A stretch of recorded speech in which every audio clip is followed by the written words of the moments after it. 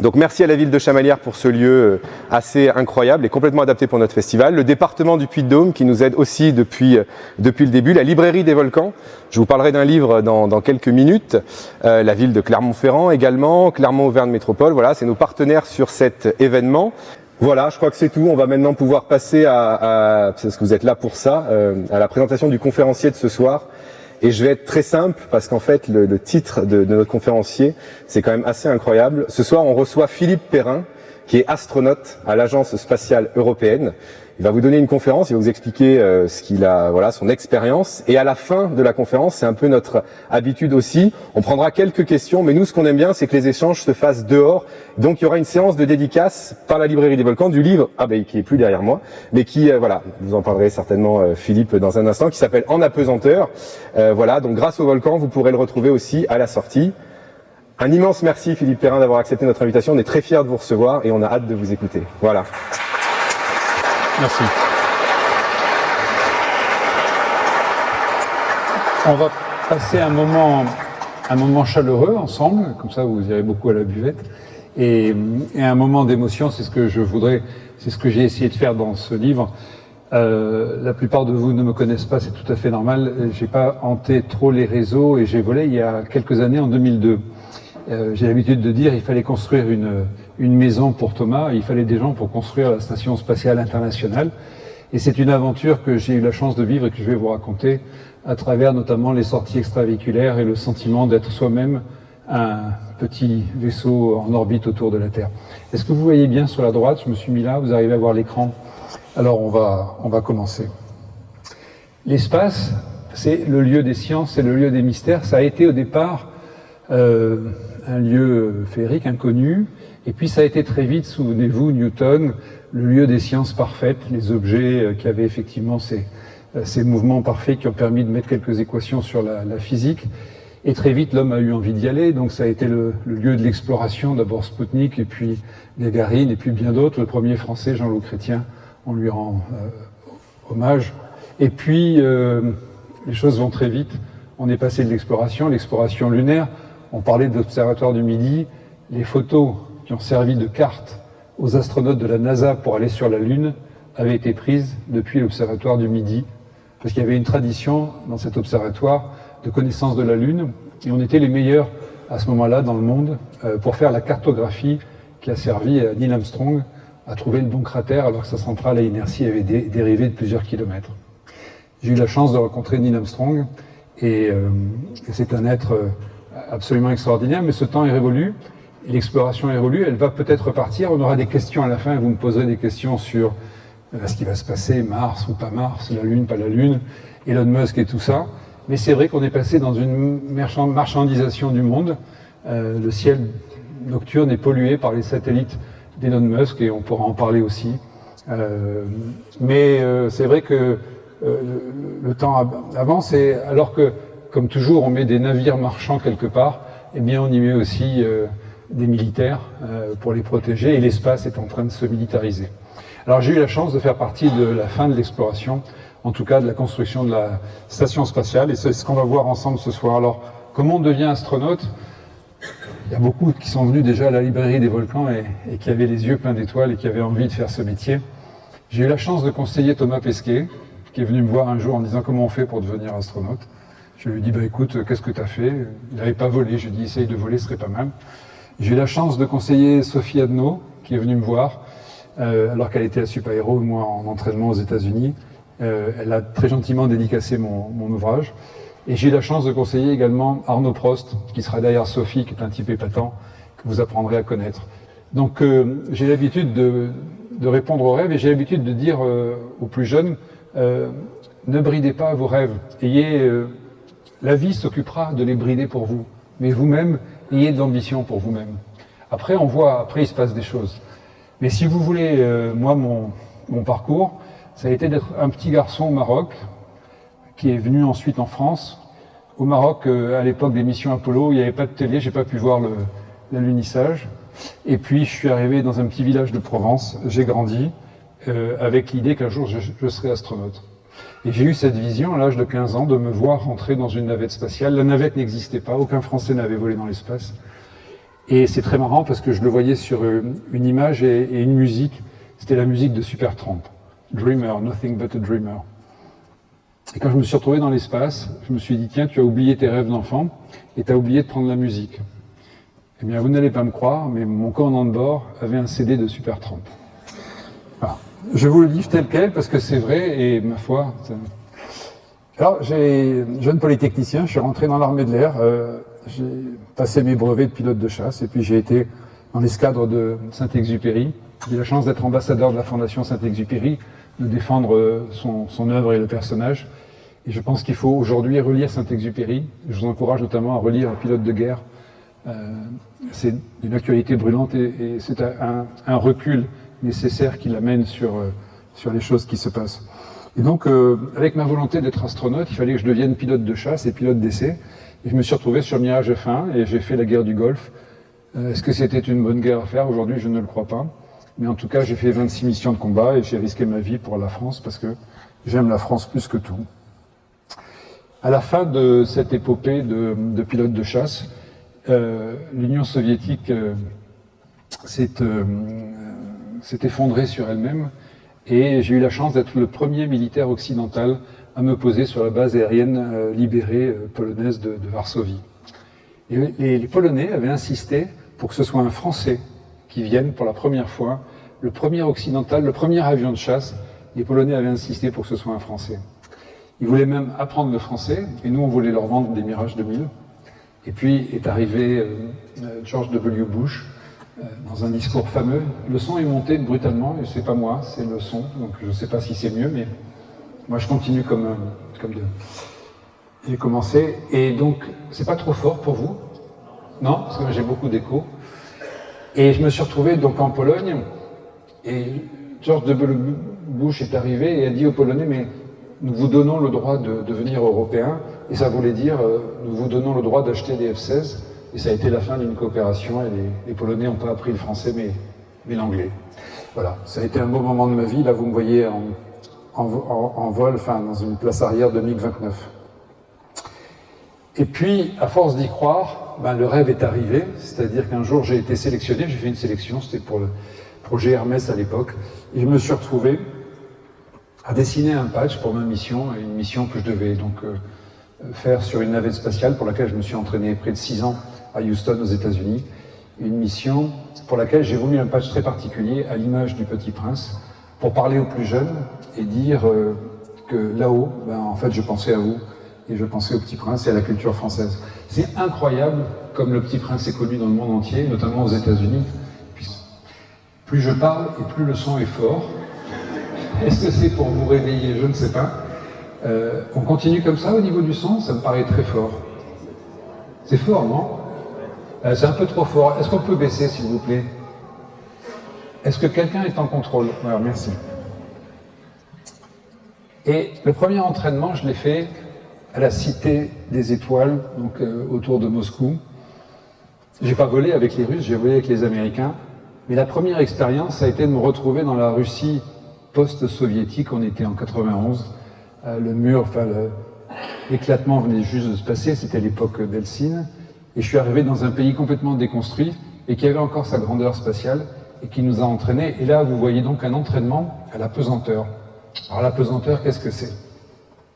C'est assez mystérieux. Si les plus jeunes, vous étiez à la piscine aujourd'hui ou hier, et vous avez peut-être sauté du plongeoir. Et au moment où on saute d'un plongeoir, on a comme une impression bizarre du ventre qui remonte, vous savez. Si j'en prends un parmi vous maintenant et je le mets dans un ascenseur et je coupe le fil, pendant toute la chute, ça va être comme le plongeoir de la piscine. On va avoir l'impression de tomber, mais comme on est dans une capsule, ben on flotte dans la capsule. Alors c'est pas très intéressant parce que c'est une histoire avec peu d'avenir. Alors on a fait mieux que ça, et c'est l'avion que pilote Thomas Pesquet aujourd'hui. On a fait l'avion 0G. Donc c'est comme en fait un ascenseur, mais on lui a mis des ailes, et on balance l'avion vers le haut, puis il tombe pendant 20 secondes. Et pendant 20 secondes, en fait, il tombe, il est piloté, je vous rassure. Mais pendant 20 secondes, les gens vont se retrouver en apesanteur comme dans le plongeoir de la piscine. Et si vous avez encore plus d'énergie, prenez l'avion, vous lancez très très loin, très fort, et ça va faire une orbite, et ça va être un tour de Terre. Vous savez, une orbite, c'est quoi? C'est en fait quelque chose qui va très vite dans un sens, mais la Terre vous attire et dévie votre trajectoire. et vous essayez de retomber sur Terre, mais à chaque fois, la Terre est ronde, alors vous en faites le tour. Une orbite, c'est une chute. C'est une chute en haut de la piscine, c'est une chute en avion 0G. Un 0G, c'est une orbite, mais très serrée, qui passe par le centre de la Terre, quelque part. Et donc, le meilleur moyen, et le seul moyen de s'entraîner sur Terre, alors, on a des tours, hein, mais des ascenseurs dont on coupe le fil, on en a, c'est pour des expériences, donc pas pour des hommes. Mais le seul moyen pour des hommes, c'est de voler. Donc, et là, c'est à bord d'un Ilyushin, c'est immense, vous voyez. Et la difficulté, c'est quand vous êtes en apesanteur, si vous flottez au milieu, il n'y a rien pour vous rattraper. Et au moment où l'avion va faire sa ressource, vous tombez comme une chic molle à près de 2 fois votre poids. Ça a été le premier entraînement. Puis je suis parti aux États-Unis, alors en famille. J'ai la chance d'avoir, c'est très rare dans mes conférences, mais mon épouse avec moi ce soir, et d'avoir 2 filles américaines et de m'entraîner pendant 6 ans à Houston. Là, vous me voyez avec le scaphandre de sortie extravéhiculaire. C'est une vraie question. Comment on s'entraîne, encore une fois, à des conditions qui n'existent pas sur Terre? Alors, je vous ai parlé de l'avion, ça marche assez bien, c'est limité à 20 secondes. Il va y avoir aussi apprendre la 3e dimension. Qu'est-ce que je veux dire par là? Vous pensez tous connaître la 3e dimension, X, Y et Z. Hein. Z, c'est vers le haut en général. Z, on s'en sert pas souvent, et vous n'avez pas l'habitude de voler dans ce gymnase.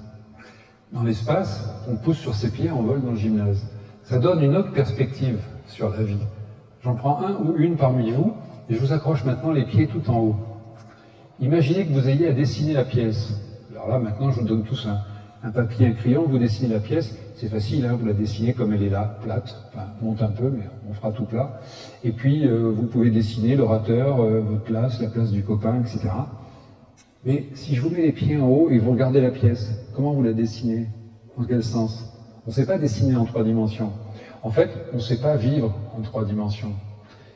Vivre en 3 dimensions, c'est décider que finalement le plancher, c'est ça. Et si j'ai envie, moi là-haut, astronaute, de décider que le plancher, c'est ça, mon esprit, en 1/100e de seconde, va être capable de me voir à l'envers. Si je décide que le plancher, c'est ça, je vais me voir en train de voler comme Batman. C'est très bizarre. Mais ce qui est certain, c'est que l'esprit humain a toujours besoin de dire « là c'est le haut, là c'est le bas ». Alors, comment on s'entraîne à ces trucs-là? En 3 dimensions, avec des capteurs. Là, c'est des... Bon, on est dans les années 96, 97. Maintenant, je pensais que ça allait envahir tous les salons et que les jeux vidéo seraient comme ça, mais ça prend un peu de temps. J'ai des capteurs sur les mains. Avec les mains, je me déplace. Mon visuel, qui est en relief, en 3 dimensions, là, à travers les lunettes, me renvoie dans un univers qui bouge, et je vais comme ça apprendre à bouger en 3D. Pour aller dans l'espace, il faut un équipage, il faut des talents, c'est vrai, mais quelque part, on prend des gens qui ont déjà quelques talents. Pourquoi j'avais fait pilote de chasse? En fait, parce qu'il faut savoir travailler en équipage, il faut savoir travailler sous stress, il faut savoir travailler les procédures, il faut savoir maîtriser les hautes technologies, il faut savoir oublier son corps parfois et aller jusqu'à la peine en sortie extraviculaire ou autre. Et donc, toutes ces qualités, on les trouve dans différents métiers, et c'est souvent ces métiers qu'on va chercher.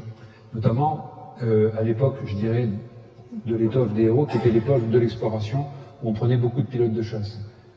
Aujourd'hui, c'est moins le cas, parce qu'on a besoin de gens pour la recherche. Thomas Pesquet est pilote de ligne, il n'est pas pilote de chasse. Mais c'est vrai qu'avec le retour, notamment sur la Lune, on va retrouver des profils de pilotes de chasse. Et Sophie Adno, qui volera l'année prochaine, est pilote d'essai. Elle est pilote d'essai. Les filles peuvent être fières de Sophie. C'est la première pilote d'essai d'hélicoptère française. Rien que ça. Rien que ça. Partir en autorotation avec un hélicoptère, le rattraper au dernier moment, faire des essais en vol, ça demande une certaine dextérité. Eh bien, tous ces gens-là sont pilotes de chasse. Alors, Alors, vous avez le commandant de bord ici. Alors, il est en orange, on expliquera pourquoi. Ça, c'est son copilote. Il faut 2 pilotes pour piloter une navette, mais il faut aussi 2 ingénieurs. Vous savez, avant, les avions, il fallait 5, 6. Il y avait un navigateur, il y avait un radio, il y avait un nav, il y avait... Enfin, et aujourd'hui, sur un Airbus, il faut être 2. La navette, c'était tellement complexe qu'il fallait être 4. Et donc, on était 4. Et il y a un type ici, ça c'est votre serviteur, un peu plus jeune, qui n'est pas pilote de chasse. Et pourtant, c'est l'homme le plus extraordinaire que j'ai jamais été amené à rencontrer. Souvenez-vous de son nom, Monsieur Franklin Chang Diaz. Franklin Chang Diaz, il vient du Costa Rica, il est arrivé aux États-Unis avec une valise en carton. Il est devenu docteur en plasma, en physique des plasmas. Il travaillait à l'époque sur la fusion. Et il a eu l'idée d'un moteur, qui est le moteur qui nous permettra d'aller sur Mars en 1 mois au lieu de 6-7 mois avec les propulsions classiques. Vous avez tous vu le film Seul sur Mars, non? Levez la main ceux qui l'ont vu. Hein. Donc on parle quand même, c'est du vécu tout ça. Hein. Alors il y a un orbiteur, il faut 6 mois pour y aller, et puis après il faut rester sur place parce que les orbites doivent se rapprocher à nouveau, puis il faut 6 mois pour revenir, ça fait un bail. Et le problème c'est quand on va sur Mars, on n'est plus protégé par la ceinture devant l'AMC, c'est cette ceinture magnétique qui bloque le vent solaire et les particules du vent solaire et qui en fait nous permettent de survivre. Parce que sans la ceinture devant haleine, eh bien en fait on serait bombardé de particules et on mourrait de cancer de façon très précoce. Quand on va sur Mars, il n'y a plus de ceinture et on est exposé à ces particules. Et donc il s'agit de rester très peu de temps. C'est pour ça quand Elon Musk disait on va faire un voyage sur Mars d'1 an et demi, moi j'y croyais pas. Parce qu'1 an et demi, on est sûr de mourir au retour, donc c'est peut-être pas la peine d'y aller. Et avec Franklin Chang Diaz, ce type-là, eh bien, il a inventé un moteur qui nous permet d'y aller en 1 mois. Comment ça marche? Il prend de l'hydrogène, mais il va ioniser l'hydrogène, il va, avec un champ électromagnétique, envoyer la même molécule, mais beaucoup plus vite que par effet chimique habituel. Il a inventé ce truc-là, et en plus, il a dedans le record absolu du nombre de vols dans l'espace. Il a volé 7 fois, et c'était son 7e et dernier vol avec moi, et c'était la première fois qu'il faisait une sortie en scaphandre. Donc là, vous voyez les scaphandres de sortie dans l'espace, là vous avez le scaphandre de conduite de la machine. Alors pourquoi orange? Parce que c'est comme les pilotes d'essai, si ça se passe mal, on sort en parachute, il faut vous retrouver assez rapidement, donc orange c'est pas mal. Alors je vous rassure, une navette spatiale, on pouvait sortir en parachute à Mach 1 et en dessous. Mach 1, c'est quand elle est arrivée verticale la piste pour se poser comme un planeur à 60 000 pieds, c'est-à-dire 20 000 mètres, et puis qu'elle orbitait en quelques minutes, elle était au sol. Enfin, autant dire qu'on n'avait pas vraiment le loisir de sortir en parachute. Et ça c'est pour sortir dans l'espace. Et c'est très important de comprendre que c'est blanc parce que dans l'espace, on a toujours trop chaud. C'est comme le coup de la buvette, si ce n'est qu'on a beaucoup moins à boire, puisqu'on a juste 1 litre d'eau qui est là dans la poche, une poche qu'on a sur le torse. Et pourquoi on a trop chaud? Parce que dans l'espace, il n'y a pas d'air. Autour de vous, alors là on prend la photo, donc c'est une photomontage, mais là si je me projette là, dans l'espace, là, vous avez la Terre, vous avez une centaine de kilomètres d'atmosphère, et puis au-dessus vous avez un vide quasi absolu, un vide meilleur que dans toutes les chambres à vide des laboratoires terrestres. Et donc, comme il n'y a pas de molécules, vous ne pouvez pas échanger de chaleur avec le monde. Donc vous gardez votre chaleur. Il y a la chaleur de l'humain, parce qu'un humain ça dégage de la chaleur, il y a la chaleur du soleil qu'on essaye de limiter, qui reste captive, et c'est comme un effet de serre, finalement on finit par avoir trop chaud. Et donc c'est pour ça qu'on est blanc. Alors je vous rassure, il y a un petit système derrière, d'évaporation d'eau, petite poche, et on fait de l'eau se sublimer dans l'espace et refroidir le scaphandre par l'arrière. Donc au bout du compte, quand on vole, on est confort à 20 degrés. Puis bien sûr, on a un casque qu'on n'avait pas pour la photo. Donc ça, c'est l'équipage d'une navette spatiale et c'est l'équipage avec lequel je vais m'entraîner et construire la station de Thomas. Pour ce faire, un engin très important, la fusée pour se mettre en orbite. Je vous ai expliqué qu'une orbite, c'est une chute libre, mais il faut au départ y aller. Et imaginez que cette navette que vous avez devant vous, elle pèse près de 2000 tonnes tout compris. Les moteurs vont pousser près de 3000 tonnes tout compris. Et 3000 tonnes pour 2000 tonnes, ça va faire un rapport de 1,5. Donc on décolle au départ sous 1,5 G. C'est pas énorme, c'est 1,5 fois son poids. C'est en fait une puissance qui vient principalement des boosters. Vous savez, le premier étage sur une navette, c'est des boosters à poudre. Ce sont ces choses-là qui sont en fait des pétards, on dirait même des explosifs, dont on a ouvert un bout, et au lieu d'exploser, quoique sur Challenger, souvenez-vous, ça avait explosé, eh bien, au lieu d'exploser, ça propulse vers le bas, et 70% de la poussée au décollage vient des boosters qui seront récupérés, on le verra sur les images tout à l'heure. Au milieu, vous avez un réservoir, qu'on appelle cryogénique, où il y a de l'oxygène et de l'hydrogène à très basse température. qui vont nourrir les moteurs cryogéniques de la navette spatiale. Hydrogène, oxygène, c'est ce qu'il y a de plus puissant, c'est ce qu'on avait sur Ariane 5, mais c'est pas facile à réguler, c'est pour ça que maintenant Elon Musk a des choses plus réutilisables, et c'est toujours de l'oxygène, mais c'est plus de l'hydrogène, on en parlera tout à l'heure. Au moment où vous décollez, au moment où ça part, vous n'avez aucune idée de ce qui va vous arriver. Vous vous êtes entraîné pendant des années, vous avez lu des tas de bouquins, vous avez parlé avec des tas d'astronautes, et au moment où ça part, vous n'avez aucune idée. Et il va se passer un premier truc, c'est que vous allez accélérer. Et on va le voir en image. Mais accélérer de façon continue vers le haut, c'est très bizarre. Dans la vie, quand vous percevez une accélération, en général, c'est que quelqu'un vous fait tourner dans les bras de votre père quand vous étiez, votre mère quand vous étiez jeune, à la foire quand vous tournez, en voiture quand vous prenez un virage serré. L'humain a toujours le sentiment que accélérer, c'est tourner. Là, on accélère, mais on ne tourne pas. Très bizarre. Le seul moment où dans la vie on accélère sans tourner, c'est le coup de pied aux fesses. Là, c'est un coup de pied aux fesses qui va durer 8 minutes 30. 8 minutes 30, c'est le temps qu'il faut pour quitter la planète Terre et se retrouver en orbite à Mach 25 autour de la Terre, c'est-à-dire à une vitesse qui permet de faire un tour de Terre en 1h30. Alors voyons ce que ça donne en image. Cette image a été prise, elle est sympa, lors de mon décollage, et vous voyez comment très très vite on va quitter les couches denses de l'atmosphère. C'est pour ça qu'au départ, la navette, la fusée, elle est toujours verticale, elle décolle à la verticale, pour s'éloigner en fait de cette atmosphère qui la freine, hein, puisque une navette ça accélère, donc plus ça accélère, plus ça freine, il faut vite s'extraire des couches denses, et dès qu'on est extrait des couches denses, on s'incline pour venir le long de la surface de la Terre, chercher une trajectoire qui tourne à 400 km de hauteur. Voilà, cette photo est assez exceptionnelle, je pense. Alors on va regarder ça en image. Donc on compte à rebours, on va allumer les moteurs principaux, vérifier qu'ils marchent. À partir de ce moment-là, on est prêt à allumer les boosters, les pétards, et on lâche des boulons explosifs qui tiennent les boosters au sol. Il y en a en tout 8. Et tout ça, c'est irrémédiable, ça part, et ça part pour une aventure extraordinaire. Dans cette phase de vol, l'équipage est capable de piloter, si nécessaire, il est capable de piloter la fusée. Regardez la vue par le dessus, qui est très très belle. Donc pour l'instant, on est à la verticale, et très vite, on va s'incliner pour aller chercher de l'orbite. Alors vous avez l'ambiance vibratoire qui est juste colossale, puisque ces explosifs en fait font vibrer l'ensemble. On n'est même pas capable de lire ces écrans tellement la vibration est intense. Et petit à petit, on se met sur le dos et on va accélérer comme ça sur le dos.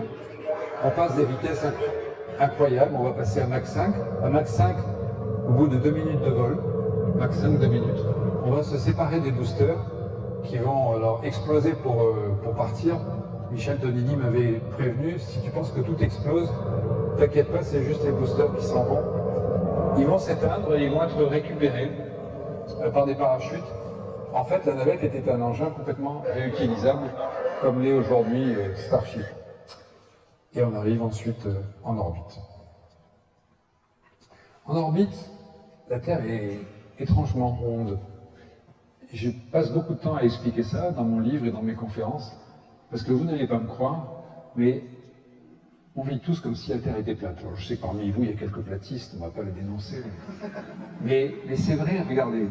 Aujourd'hui, vous avez marché, vous êtes venu, vous avez l'impression que si vous continuez à marcher, vous êtes sur un plateau, et vous allez dans ce sens-là. La vérité, c'est que si vous marchez très longtemps dans ce sens-là, vous allez arriver par derrière. Et on n'y pense pas. Le fait que la Terre est ronde, on n'y pense jamais. On a l'impression qu'il y a pléthore de ressources, que, vous savez, l'atmosphère, il y en a plein. En fait, l'atmosphère, c'est extrêmement ténu. Ce petit liseré bleu qui est là, 100 km. C'est ce qui définit un astronaute. Un astronaute, théoriquement, c'est un mec qui est passé de l'autre côté du bleu, là. Et puis, la Terre, eh bien, elle est ronde, en 3 dimensions, alors que souvent, on la voit en photo, et une photo, ça reste toujours plat. Donc, la meilleure image, c'est vraiment un ballon de football. Et quand on voit la Terre comme un ballon de football, finalement, on dit, bah oui, c'est une planète, finalement. Enfin, c'est bête à dire, mais c'est ce qu'on ressent. Et quand je suis arrivé et que j'ai vu la Terre pour la première fois, j'ai été pris d'un fou rire. Le fou rire qui était de me dire, bon sang, mais c'est bien sûr, elle est ronde. Et c'est extrêmement, comment dire, saisissant et à la fois inquiétant parce que on la voit toute petite. Quelque part, c'est pas très grand la Terre. À 400 km, on englobe toute la Terre du regard. Et puis, c'est extrêmement fragile, encore une fois. Là, vous avez de très beaux phénomènes aérologiques. On voit également des phénomènes de marée à grande échelle. Ici, quand on arrive sur le détroit de Gibraltar, vous voyez à peu près jusque sur Israël. C'est à peu près la vue qu'on a. Si je suis sur l'Amérique du Sud, je vois toute l'Amérique du Sud. Je ne vois pas l'Amérique du Nord. Mais enfin, si je suis sur l'Europe, je vois toute l'Europe. Voilà la vue de la Terre. Alors, bien sûr, on n'est pas là pour regarder, on n'est pas des poètes, on est là pour travailler et il fallait construire, souvenez-vous, la mission, la maison de Thomas. Alors, c'était le début de la mission de l'assemblage de la station, avec les modules russes qu'on voit ici, qui étaient des modules réutilisés finalement les mêmes que les Russes avaient sur Mir, avec derrière un petit véhicule qui n'est pas un Soyouz, mais qui est un Progress, un véhicule pour amener des vivres et de quoi nourrir et travailler à l'équipage montant. Et puis il y avait à peine le laboratoire américain devant et quelque chose dont vous devez vite comprendre la signification, le SAS de sortie extravéhiculaire. C'est par là qu'à 3 reprises, j'ai pu ouvrir cette porte sur 400 km de vide et sortir en scaphandre. Comment on fait? Je vous rappelle, on est dans le vide, donc on met un scaphandre. Ensuite, on dépressurise ce petit SAS, parce que sinon vous ouvrez la porte et elle explose, hein, vous dépressurisez. Vous ouvrez, vous sortez, et on va le voir en image, il vous faut un petit filin pour être sûr de ne pas partir dans l'espace comme ça. Et puis pour revenir, vous rentrez, vous fermez, vous pressurisez, et ensuite vous pouvez retrouver l'accès à la station. 400 km de vide, certains, au moment où ils sortent, sont pris de vertige. J'ai un très bon copain, Mike, c'était sur Hubble, qui me disait, Sabino, qui me disait, j'avais l'impression sur Hubble d'être porté par le bras robotique comme sur un plongeoir géant au-dessus de la piscine, à 400 km au-dessus de la piscine. Il était pris de vertige. Et beaucoup d'astronautes sont pris de vertige dans ces moments-là parce que, rappelez-vous, on est en chute libre. Quelque part, on le sent. Et donc, on peut être pris de vertige et la difficulté, ça va être de travailler en toute sérénité. Voilà pour la présentation de la station au moment où je suis arrivé. Elle n'était pas encore complète. Elle n'avait qu'un jeu de panneaux solaires qu'on ne voit pas, mais qui était sur le haut. Aujourd'hui, elle est absolument complète. Dans ma mission, je devais également chercher un équipage qui était là depuis 6 mois. Et cet équipage, à l'époque, les équipages étaient uniquement de 3 personnes. Il était mixte. Il y avait 2 Américains et un Russe. Là, vous les voyez en train de lire, chacun son truc, Harry Potter pour l'Américain, un livre de pêche pour le Russe. La difficulté dans une station, ça va être de vivre, la photo le montre, les uns sur les autres. On n'a pas forcément les mêmes cultures, on n'a pas de moyens de s'isoler, et c'est très difficile. Ce qu'a fait Thomas, passer 2 fois 6 mois là-haut, c'est très difficile. Très difficile psychologiquement. On est très loin des gens qu'on aime. On est en distance à 400 km, mais en vitesse. On est à 2/3 de la vitesse pour aller sur la Lune. On est quelque part en vitesse plus près de la Lune que de la Terre. Donc on sent cette distance en termes d'énergie. Et là-haut, c'est pas évident de se retrouver, de sociabiliser. Et pour s'isoler, il y a deux manières. La lecture en est une, mais la manière qui marche le mieux, un peu comme les adolescents dans les salles de sport, c'est de se mettre des écouteurs. Comme ça, j'ai pas envie de te parler. Et je m'isole. C'est très important. La difficulté, quand on arrive là-haut, ça va être bien évidemment la physiologie. La première chose qui se passe, ça m'a marqué, j'arrive là-haut, on m'avait pas trop prévenu. Enfin, s'il y avait un gars qui m'avait dit, tu sais, si tu arrives là-haut et que tu te demandes ce que tu fous là, pourquoi tu es venu, ne sois pas inquiet, les premières heures, c'est comme ça. Tu ne seras pas le premier à te poser la question. C'est assez tabou, on n'en parle pas, mais les premières heures sont très difficiles. Les fluides vont remonter à la tête, et on se retrouve tout de suite avec une espèce de tête bouffie, un peu étrange. Et quand je me suis retourné, j'ai vu mes camarades de jeu, ils avaient tous des têtes extrêmement étranges, avec les yeux bridés. Je me suis dit, ils ont tous des regards diaboliques. Je me suis regardé dans la glace, j'avais la même tête. Et c'est donc la remontée des fluides. Ça, c'est la première chose. Deuxième chose, c'est que les petits capteurs ici dans vos oreilles, les petits gyros, là, les faits de cils qui nous donnent la verticale et les rotations, sont extrêmement déstabilisés. Le regard est capable de dire, la verticale, c'est là, le sol, c'est là-bas. Mais là, au niveau des capteurs, je ne sens rien, je bouge la tête, je ne sens rien. Donc on est malade. Et les astronautes, en général, pendant les premières 24 heures, sont très malades. On peut être malade à vomir. Alors vous imaginez un type qui vomit dans une station, c'est pas cool. C'est arrivé, hein. Pas dans mon vol, mais c'est arrivé. Des fois, on n'arrive pas à faire pipi. Pareil, c'est un tabou, on n'en parle pas. Il y a un astronaute européen, alors je vous rassure, c'est pas Thomas, mais qui n'a pas pu. Donc c'est terrible parce que là, il faut aller le sonder. Je passe les détails de la procédure. Mais on a des blocages. Pourquoi? Parce qu'une vessie qui ne reçoit pas la gravité, eh bien, elle est un peu perdue, elle ne sait pas s'il faut faire pipi, pas pipi, etc. Donc il se passe, et l'espace, c'est grandeur et misère de l'homme, parce que la physiologie de millions d'années d'évolution de notre espèce sur Terre ne nous a pas préparés à aller dans l'espace. Alors, on peut être malade, alors pour le coup, c'est soigné par les Américains comme ils savent faire, avec des médocs. Hein. Donc on était 3 à être nouveaux dans le métier. Il y avait Peggy Whitson, que vous connaissez, elle a volé avec Thomas, et puis un Russe. Et on était 3 à devoir recevoir une piqûre de primpéran. Vous savez, primpéran, c'est pour pas vomir, un antivomitif. Alors comment ça se passe? On va chercher un médecin. Bon, il n'y en a pas, hein, bien sûr. Donc le commandant de bord, qui est un pilote de chasse de la Navy, devient médecin, et c'est lui qui va vous piquer. Et pour l'aider un petit peu, avant le décollage, sur la fesse gauche ou droite, je ne sais plus, il y a un petit repère, qui est une petite target qui est dessinée sur chaque astronaute pour aider le commandant de bord à viser au bon endroit. Et j'avais insisté pour que le repère dessiné sur ma fesse droite soit animé d'un petit drapeau français sur lequel il y avait marqué « Vive la France ». Voilà. Parce que j'estime qu'il ne faut jamais perdre sa dignité. Mais ça a été très utile et le commandant de bord a bien œuvré. Alors ensuite, il y a la digestion, puisque tout ça, ça descend. On arrive à mastiquer, il faut le faire. Alors, ne le faites pas, hein, enfin, on peut se mettre la tête en bas et puis arriver à avaler, mais ensuite, ça ne descend plus. Donc, il y a des problèmes terribles de digestion dans l'espace.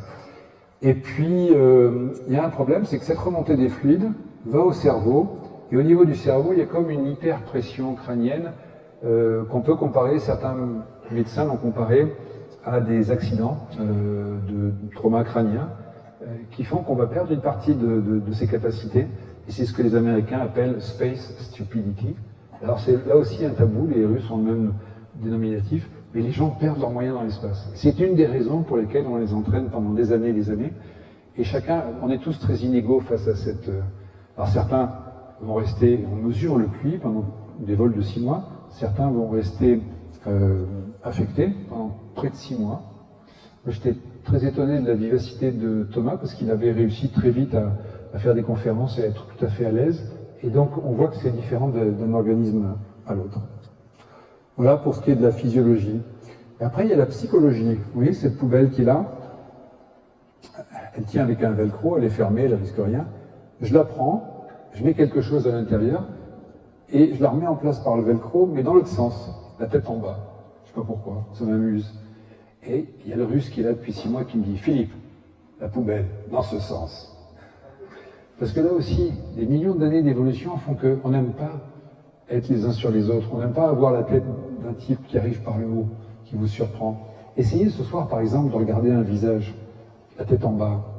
Un visage à l'envers, c'est très très laid. Vous avez la bouche là-haut qui fait des trucs, et puis les yeux vers le bas. Enfin, et on ne peut pas vivre comme ça. C'est juste insupportable. Quand bien même on se mettrait à la verticale, vous avez quelqu'un qui passe, vous savez, en short, au-dessus de vous. C'est désagréable. Et donc, on finit par être tous au même niveau, la poubelle dans le bon sens. Et pour ça, les Russes ont une méthode. Ils ont décidé de peindre le sol en marron. En plus, le sol, il est orienté vers la terre. Pour ça, on n'est pas confus. C'est la terre, le sol, et c'est marron. Là-haut, c'est bleu. Le ciel est noir sur les photos, vous l'avez vu. Enfin, le ciel noir. Vous imaginez, vous, un ciel noir en pleine journée? Bon, ce soir, ça va être sympa, on va regarder les étoiles, mais dans la journée, le ciel est noir, bien évidemment. Là aussi, on n'est pas prêt à avoir un ciel noir en pleine journée. Et donc, dans la station, on peint le ciel, là, le plafond, en bleu. Et puis, alors, les murs, ça fera plaisir aux écolos, mes amis, parce que je suis en train d'écologie, on les met en vert. Comme ça, on est sûr d'être dans une forêt, et c'est sympa aussi. Voilà comment, vous le voyez le verre d'ailleurs derrière, voilà comment on survit à la fois d'un point de vue physiologique et psychologique dans l'espace. Comment on survit en scaphandre? C'est un peu plus compliqué, parce qu'en scaphandre, il va falloir déjà survivre à une absence d'atmosphère complète. Et donc on va se pressuriser. Si vous pressurisez ici, je pense que vous allez bien comprendre l'analogie, prenez un pneumatique de voiture et vous le gonflez à 2 bars. À l'extérieur, il y a 1 bar. Donc il y a une différence de 1 entre l'intérieur et l'extérieur, et votre pneumatique, il est rigide, comme un bibendum Michelin, rigide. Si vous partez dans l'espace, il y a 0 bar, et vous gonflez le scaphandre à 1 bar, vous serez comme un pneumatique de voiture, rigide. C'est pas comme ça qu'on va pouvoir assembler la maison de Thomas. Donc, on va baisser la pression du scaphandre à 1/3 d'atmosphère. Et pourquoi 1/3? Parce que 1/3, c'est ce qui permet de survivre à condition de respirer de l'oxygène pur. 1/3 d'atmosphère, c'est la pression qui règne à 10 000 mètres d'altitude. 10 000 mètres d'altitude, c'est la hauteur à laquelle volait Saint-Exupéry quand il faisait ses missions de guerre et de reconnaissance, notamment sa mission sur Arras. Et c'est la limite à laquelle on peut survivre en respirant de l'oxygène pur. Et donc, c'est ce qu'on fait avec l'astronaute. On le met à l'oxygène pur, et 1/3 d'atmosphère, ça va vous permettre de plier un peu les bras, on va le voir sur les images. Oxygène pur, ça veut dire quoi? Souvenez-vous, Apollo 1, explosion sur le pas de tir, la moindre étincelle et ça explose. Ça veut dire que ce scaphandre ne peut pas faire la moindre étincelle. Je n'ai pas pu faire voler mon Alliance dans l'espace parce qu'il y avait un risque qu'elle crée une étincelle. Et donc c'est vous dire la sophistication, le degré de sophistication pour pouvoir travailler l'oxygène pur. Une fois qu'on est dans le scaphandre, on va pouvoir bouger, alors pas les pieds, mais les bras. Et n'imaginez pas que ce soit un homme qui bouge et un scaphandre qui suive comme ça. Non, c'est un scaphandre rigide avec des articulations naturelles. Et vous êtes dans le scaphandre et vous avez des articulations et vous faites bouger les articulations. Ce qui fait que chaque mouvement va être contraint, chaque mouvement va vous demander énormément d'efforts. Et ça va être l'équivalent d'une randonnée en montagne. Si vous passez, ce qui est mon cas, à 7-8 heures dans le scaphandre en extérieur, c'est l'équivalent où vous pouvez largement monter en haut des volcans et le faire 2 fois. Ici, bien évidemment, le drapeau français. C'est la première fois que le drapeau français volait sur le scaphandre américain. Et puis, ce que vous devinez peut-être ici, des caméras et des lumières. Les lumières, on va le voir dans les phases de nuit, c'est important. Et oui, on est à Mach 25, on tourne autour de la Terre.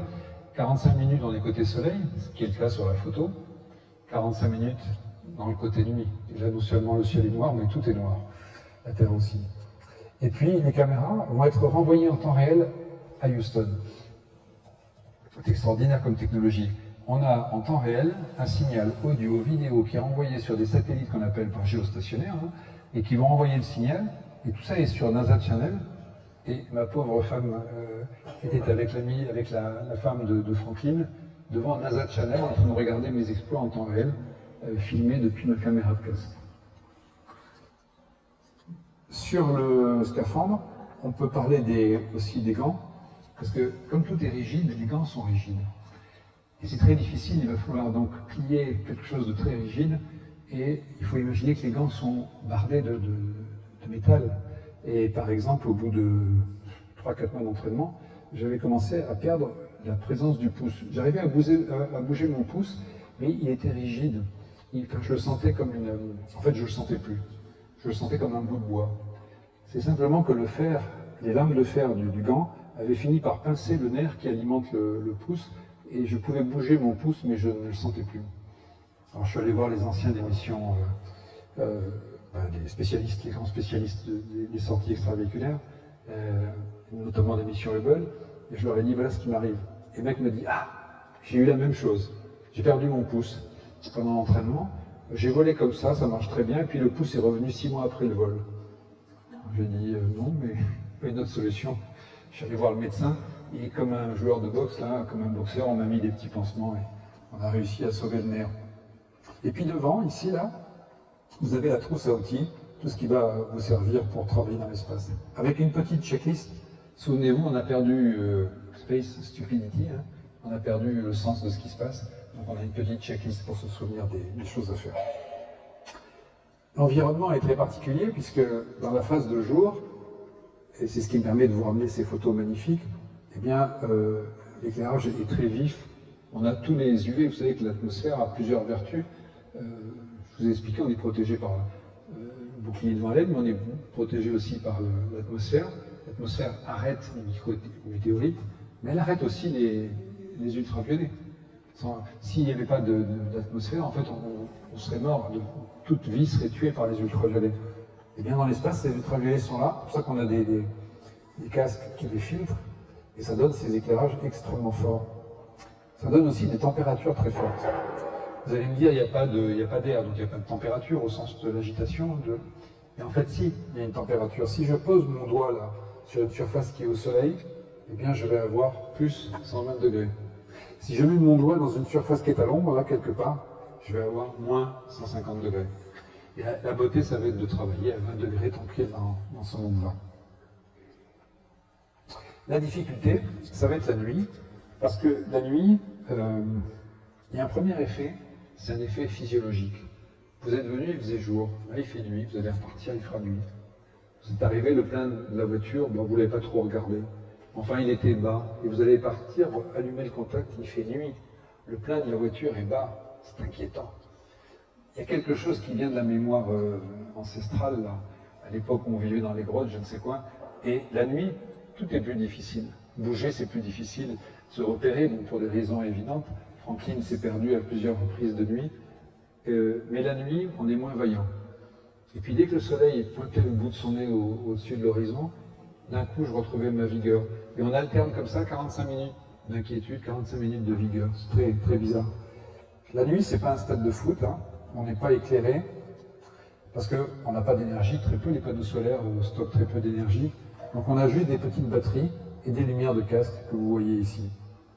Et ce que vous voyez aussi, c'est le fil d'Ariane qui me retient et qui me permet un fil d'acier, qui va me permettre, si par inadvertance je lâche la structure, de ne pas partir dans l'espace. Personne ne viendrait me chercher, donc on a la sécurité du fil d'Ariane.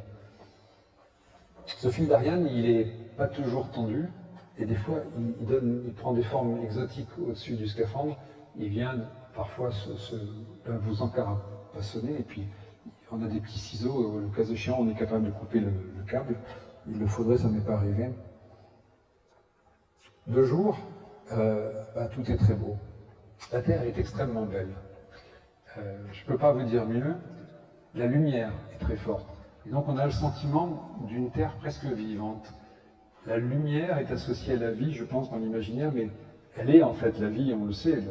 La première source et la seule originelle qu'on ait d'énergie au départ, c'est la lumière du soleil. Et ce qu'on voit, c'est très très vite, eh bien, des formes, le cycle de l'eau, on voit les cycles naturels, et on va le voir plus tard sur les photos, on voit la vie de l'homme, notamment la nuit. Donc c'est une image extrêmement, extrêmement belle que celle de la Terre de jour. Ici, je suis en train de prendre cette photo. Alors c'est très marrant parce qu'on n'est pas là pour regarder la Terre, on est là pour travailler, il faut assembler la maison de Thomas. Mais par moments, on a du temps. Là, je suis en train d'attendre mon camarade qui est en train d'arriver, porté par le bras. Parce que le bras, ça sert à ça aussi, hein, ça sert à porter l'astronaute. Et vous voyez, ici, l'astronaute a les pieds rivés dans des cale-pieds. Ça, c'est important de comprendre. Quand on est dans l'espace, si on décide de bouger, ici sur Terre, j'ai les pieds sur Terre. C'est le cas de le dire. Dans l'espace, hop, je flotte. Si je décide, par exemple, avec un tournevis, de visser quelque chose, et que la vis résiste un peu, c'est pas la vis, c'est mon corps qui va dévisser. Si j'ai un tiroir et puis je veux l'enfoncer et le tiroir résiste un peu, c'est mon corps qui va bouger dans l'autre sens. Et donc, il est essentiel dans l'espace de voir les pieds sur Terre. Donc, on fixe les pieds dans des quatre-pieds. En l'occurrence, Franklin là est emporté par le bras. Et un bras, c'est quelque chose d'assez magique. Regardez toutes ces rotations, tous ces axes de liberté. Un bras de la station ou de la navette, c'est construit comme un bras humain. Parce qu'il n'y a pas mieux que la nature pour inventer finalement un bras. Ça sert à quoi un bras? Ça sert à aller quelque part. Dans ce quelque part, de tourner la main dans le sens où on veut. Et il y a encore un degré de liberté. C'est-à-dire que pour aller quelque part, chercher ma pomme, s'il y a une branche, je peux éviter la branche. Et donc le besoin essentiel d'aller chercher quelque chose dans un arbre a construit en fait un bras. Et l'ingénieur canadien qui a imaginé le bras robotique canadien, finalement il a décidé de faire la même chose. Donc il y a 3 degrés de liberté au niveau de l'épaule, 3 degrés de liberté au niveau de la main et 1 au niveau du coude.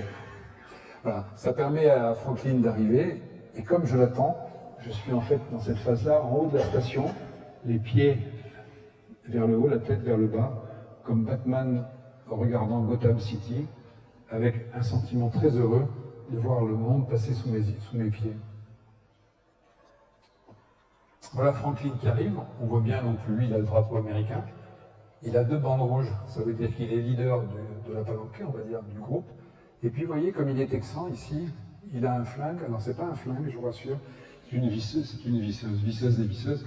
On a tellement d'efforts à fournir avec les mains et les gants qui sont pressurisés, qu'on est aidé par des outils, c'est normal. Les gants, si on est trop loin des gants, c'est-à-dire si on les règle un peu loin des mains, on ne peut pas bouger. Imaginez au ski, prenez un Toblerone, je fais de la pub, mais vous essayez de manger un Mars, donc quelque chose avec des gants, avec des moufles, c'est impossible. Et bien dans l'espace, c'est pareil, donc il faut glisser ses mains le plus profondément possible vers les gants. Et si vous faites ça, c'est arrivé à plusieurs de mes camarades astronautes, eh bien les ongles sont tellement pressés par la structure métallique du gant que vos ongles vont noircir et vous allez perdre vos ongles. Donc avant de sortir en scaphandre, il faut couper les ongles très fins, une première fois. Puis quand c'est bien fin, vous revenez, vous coupez une deuxième fois, jusqu'au sang. Et quand c'est bien coupé une deuxième fois, vous revenez une troisième fois. Et là c'est bien, là vous ne perdrez pas vos gants dans l'espace, vos ongles dans l'espace. Donc Franklin, il arrive et il me donne un équipement qu'on va installer tous les deux. On va regarder tout ça en images. Alors bien évidemment, un scaphandre, pour ceux qui ont fait de la plongée sous-marine, c'est votre meilleur ami, c'est comme un scaphandre, c'est ce qui va vous garder en vie dans un milieu extrêmement agressif, souvenez-vous, pas d'air, des températures extrêmes. Donc votre vie dépend de ce scaphandre, on en a 2, et on va le vérifier, et puis il vient le moment de la sortie, les pieds vers le bas. Alors avant de sortir, on respire de l'oxygène pur pour chasser toutes les molécules d'azote du corps. Puisqu'on va être comme des plongeurs sous-marins, on va passer de 1 atmosphère à 0,3, c'est comme un plongeur qui remonte vers la surface, et on ferait des accidents de décompression si on avait de l'azote. Donc on respire de l'air, donc ça commence très tôt la mission, 2 heures avant de sortir, et puis finalement on sort, voilà, les pieds les premiers dans mon cas, on est retenu et on a dessous les pieds 400 km de vide. On a le fil d'Ariane qui commence à faire des formes un peu bizarres, je pense que vous le voyez ici là. Et mon camarade me dit, mais regarde un peu le spectacle. Et vous voyez que ça c'est filmé par les caméras de casque, vous voyez l'instabilité de l'homme, parce que tous les mouvements sont entretenus, la translation est entretenue, mais la rotation aussi. Donc dès que vous lâchez la main, vous mettez à tourner dans un sens, vous tournez dans l'autre. Sauf à avoir les pieds dans les cale-pieds comme Franklin sur la photo. Dans les phases de nuit, c'est beaucoup plus difficile, et c'est pour ça qu'on s'entraîne beaucoup à connaître les matériels, parce que dans les phases de nuit, on aurait vite fait de donner un coup de pied et se retrouver à casser une antenne à 3 milliards de dollars nécessaire à la rentrée sur Terre, ou un truc comme ça. Et donc, la difficulté, ça va être la nuit, de trouver son équilibre et de savoir finalement où on est. Franklin, encore une fois, à 2 reprises, s'est perdu. Dans la mission, il y a des choses aussi anodines que la première chose que j'avais à faire, qui était d'amener des plaques métalliques pour renforcer la partie russe dont on estimait qu'elle était trop risquée à prendre des impacts de micrométéorites. Et puis, ma mission, ça a été surtout, en fait, d'amener la base du bras robotique de la station. Si un bras, c'est comme un bras humain, il est posé sur une épaule. La station a une épaule, à 4 bras, on va dire 4 positions. Et c'est ce que je devais faire. Je devais également réparer le bras de la station. Le bras, c'est ce qu'on voit sur ces images. Le bras de la station, au moment où je pars, est en panne. Il y a un court-circuit. Et ça va être la mission de la dernière chance. Imaginez, je devais faire 2 sorties. 5 mois avant de partir, on me dit, t'en as une 3e. Personne n'avait fait 3 sorties depuis la mission Apollo. On m'a dit, ta sortie, la 3e, ça va être de réparer le bras robotique. Si tu ne répares pas le bras robotique, la séquence d'assemblage de la station s'arrête. C'était juste la pression que j'avais sur les épaules à ce moment-là. On a réussi avec Franklin, on a réparé le bras. C'était la seule grue qu'il y avait disponible, il n'y en avait pas d'autre. Et on a pu donc reprendre le cours de l'assemblage de la station. Et voilà ces images pour vous montrer un peu la maîtrise de l'homme au tournant du siècle, du millénaire, on va même dire, à pouvoir voler comme ça autour de l'atmosphère et travailler en toute quiétude à Mach 25 dans un univers très agressif. Alors tout ça, ça donne un sentiment extrêmement heureux, une plénitude, vous mettez les mots que vous voulez, moi j'appelle ça presque une béatitude, c'est-à-dire le sentiment d'une vérité révélée. C'est idiot, mais c'est vraiment le message que je mets dans mon livre et que je veux vous ramener. Ce message, il est assez long, mais si je voulais le résumer, d'abord, tout ça est extrêmement beau. La Terre est extrêmement belle, elle est vivante. Et quand on y réfléchit, quand on aime la biologie, les biologistes nous parlent toujours de Gaïa, c'est-à-dire que pour un biologiste, il n'y a pas un être vivant. Le seul être vivant, c'est l'ensemble des êtres vivants, puisqu'on est dépendant de tous les autres êtres vivants pour vivre, on l'oublie.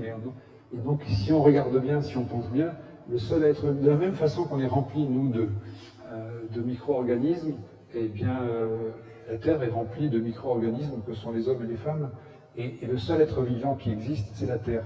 Et la révélation, c'est de se dire, bon sang, mais c'est bien sûr, c'est elle, l'être vivant. Et ça, c'est une vraie, pour moi, ça a été une vraie révélation, et c'est ce qui m'a fait rentrer en écologie depuis le retour de mon vol en 2002, et c'est ce que je fais toujours maintenant en conseiller municipal à la ville de Toulouse. Donc un espèce de bonheur infini. Une grande fatigue, parce qu'à chaque fois c'est près de 10 heures en scaphandre, pour 7 heures à l'extérieur, c'est 10 heures en scaphandre, des journées entières. Donc on prend un bon bol de riz le matin, puis on ne peut plus manger dans la journée, puisqu'il n'y a plus rien. On a la poche d'eau, on va pouvoir boire un petit peu, et puis c'est à peu près tout. On va pouvoir par moment passer les oreilles, parce que on va monter en pression, baisser en pression. Vous voyez ces petits pains de mousse ici, qui servent à bloquer le nez et de faire la manœuvre de Valsalva si les oreilles ne passent pas. Et puis ils servent à un truc absolument essentiel, à se gratter le nez. Vous soyez étonné du nombre de fois dans la journée où vous faites ça. Et si vous n'arrivez pas à le faire, essayez maintenant, là, de ne plus le faire pendant un instant, vous allez voir, c'est insupportable. Et ça, c'est un grattoir de nez. Alors on a essayé différents trucs aussi. On a voulu nourrir les astronautes. Donc un temps, il y avait des petits bâtonnets de sucre qui étaient sur le côté, et on pouvait venir mordiller le bâtonnet, prendre un petit peu de sucre, c'était bon. Puis des fois, on cassait le bâtonnet, vous aviez des petits morceaux de sucre qui se mettaient à voler, et qui venaient se coller sur la paupière. Vous imaginez le travail. C'est arrivé à un astronaute canadien de mes amis.